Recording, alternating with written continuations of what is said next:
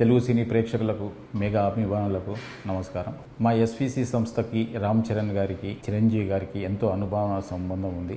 మా ఇద్దరి మధ్యలో చరణ్ గారికి నా మధ్యలో మంచి రిలేషన్షిప్ ఉంది. నేను అభిమానించే హీరోల్లో రామ్ చరణ్ గారు ఒకరు.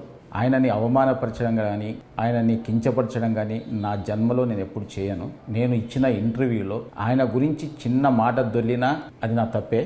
అది జరిగిందని అభిమానులు అనుకుంటున్నారు కాబట్టి వాళ్ళకి నిజంగా నేను క్షమాపణ చెప్తున్నా. చరణ్ గారికి కూడా క్షమాపణ చెప్తున్నాను. అంటే నాకున్న ఆయన రిలేషన్ని నేను పాడు చేసుకోదలుచుకోలేదు. ఎందుకంటే జనం ఈరోజు మాట్లాడుతున్న మాటలు కానీ బయట ట్రోలింగ్స్ కానీ అభిమానుల బాధలు కానీ నేను అర్థం చేసుకోగలను. ఎందుకంటే ఒక హీరోని అలా అన్నప్పుడు ఎవరు కూడా భరించలేరు. నేను అన్న ఇంటెన్షన్ అలా కాదు. మాకున్న రిలేషన్స్లో మాకున్న క్లోజ్నెస్లో నేను మాట దొర్లాను తప్ప ఆయనను అవమానపరచడానికి కాదు. మాకు మెగా హీరోలతో అందరితో మాకు మంచి సంబంధాలు ఉన్నాయి. వరుణ్ తేజ్తో ఒక ఫిదా కానీ, సాయి ధరమ్ తేజ్తో 2 సినిమాలు, చరణ్ గారితో 2 సినిమాలు చేశాం. చిరంజీవి గారు ఎప్పుడు మా రాజుగారితో కానీ నాతో ఎప్పుడు మాట్లాడుతూనే ఉంటారు. ఇలాంటి అనుబంధం ఉన్న వాళ్ళని అవమానించే పర్యంత మూర్ఖుని కాను నేను. దయచేసి అందరు అభిమానులు అందరూ అర్థం చేసుకోవాలి. సంక్రాంతికి గేమ్ చేంజర్ రిలీజ్తో పాటు సంక్రాంతికి వస్తున్నాం సినిమాని ఒప్పుకోకపోయి ఉంటే, ఆయన చెయ్యొద్దు అని ఉంటే ఆ సినిమా రిలీజ్ అయ్యేది కాదు.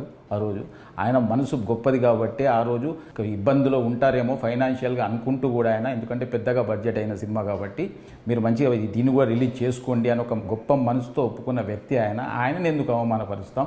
దయచేసి నేను ఆయన మాటలు కానీ అపార్థం చేసుకుంటే ఫ్యాన్స్కి అందరికీ నేను క్షమాపణ చెప్తున్నా. దయచేసి మా రిలేషన్ పాడు చేయొద్దు.